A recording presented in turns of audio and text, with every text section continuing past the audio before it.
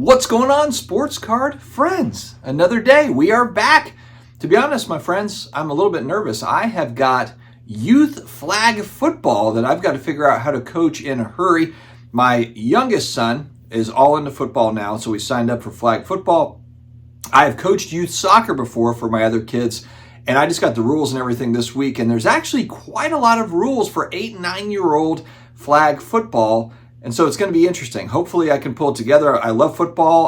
I know the sport fairly well, but we will have to see how it pans out. So be thinking of me as we go to our first practicing game here this weekend. Today we've got a bunch of random hobby news type things that I wanted to lump together into one video. And before I get started, huge thanks to today's video sponsor, My Card Post. Up to 6,800 members. This is free to buy, but this is the first no seller fees subscription-based model. Up to 6,800 members. A lot of people starting to gain traction here on the site. Almost $1 million in total transactions so far, and just continues to grow. So definitely check out My Card Post. I've got links in the video description as well as in the pinned comments. It's fun to buy, sell, and trade through the site.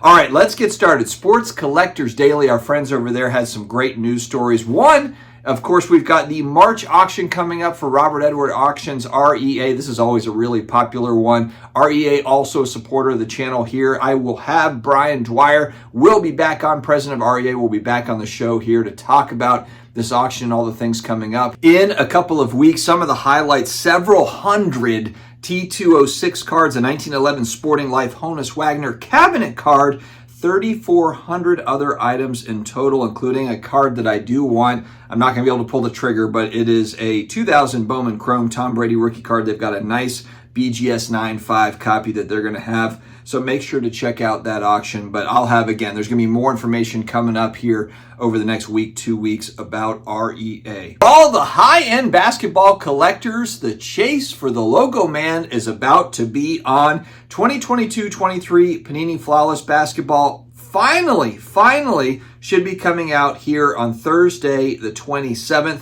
And you remember this, going back a couple years, Drake's opening up boxes with Ken Golden trying to find the one-of-one Logo Man cards. And there will be, of course, the Logo Man chases going on. Interested to see the checklist on this to see if they've added in more of these one-on-one Logo Mans. Is it going to get a little bit diluted? What will the cost of the boxes be there? I was taking a look at the checklist. A lot of Bill Russell tribute type cards. So if you're looking for the Bill Russell stuff, so probably going to be some really cool stuff that come out of this.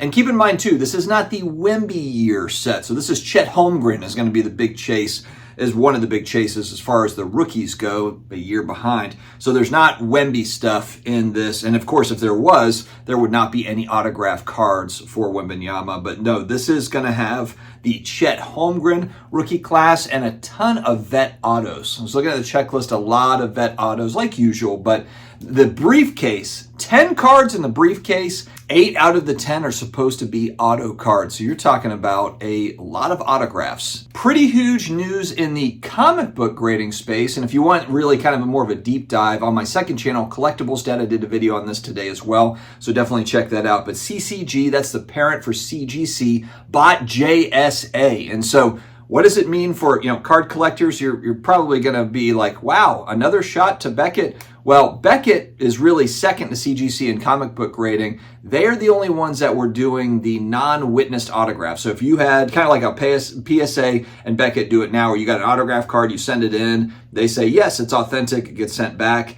Beckett was the only company doing that. CGC would only do witnessed autographs, meaning there's a CGC representative there that sees it and witnesses the autograph. Now CGC has added JSA, so they have added that element to their business. And CGC is really kind of the top dog in that comic book grading space. It's going to be a huge blow to Beckett on the comic book grading side. I don't know if we've had really much of any good news for Beckett as a company here over the last, couple of years at this point. I just don't know where this company goes. There's not more. I know that Beckett has kind of all the complications of ownership to where maybe they can't sell or whatever, but this is a company that really should just, I think, should look to just move on, or maybe sell off just the grading parts. I don't really know, but it just seems like it's tough right now, tough sledding for Beckett. But again, if you want more information, kind of more talk on this topic, second channel, Collectibles Dad, new video today. And last but certainly not least, there was news here going back about a week or so ago. Heritage Auctions passed $1 billion in sales. I thought this was a really interesting news story. Just Heritage started going back 20 years ago, and it says here in the article on Sports Collectors Daily, 4 people crammed into about a 200 square foot office space. And the thing that just really is kind of shocking to me is the absolute wild growth in demand for sports memorabilia, which of course also includes sports cards, and then also pop culture collectibles, because that's also just a massive part of this overall thing. When you look at the collectible space, where is big money really spent? And it's really in art. Art is what you've seen where people just, the high-end buyers, they come in and they buy huge art pieces and so forth. And that itself is, I think, a $60 billion a year industry. But sports memorabilia, collectibles, pop culture collectibles has shot up like crazy over the last 10 years. And so just interesting to see Heritage Auction. I believe they are the largest auction house for collectibles that exists. And to think that they were, 4 people 20 years ago, just starting a company, trying to figure it out. Of course, just the growth of the internet and online sales has got to have been a huge boon, not just for collectibles, but just retail in general and secondary markets and so forth. But just unbelievable to see all of these auction houses. They technically are competing with one another, but when you look, they all have great inventory all the time, and many of them just doing very well. So just the absolute demand in the space just never ceases to amaze me. It's something to watch. And so congrats to Heritage Auctions and the folks, 20 years in business, $1 billion in sales. I know a lot of people, myself included, just think about, can this continue on this pace?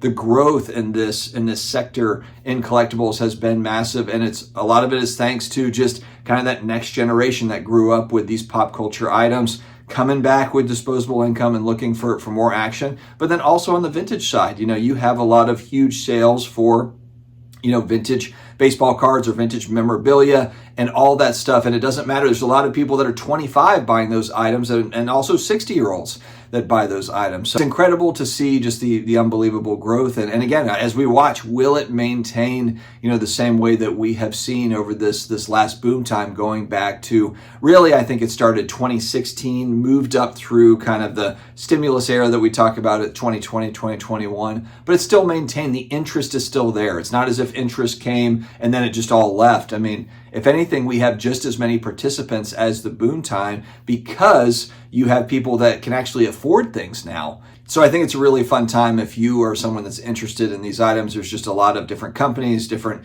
innovations coming out, a lot of content on it that just wasn't there going back 3, 4, 5 years. It's fun times, my friends. So thank you very much for joining me here. Stay healthy, stay awesome, and I will talk to you again later.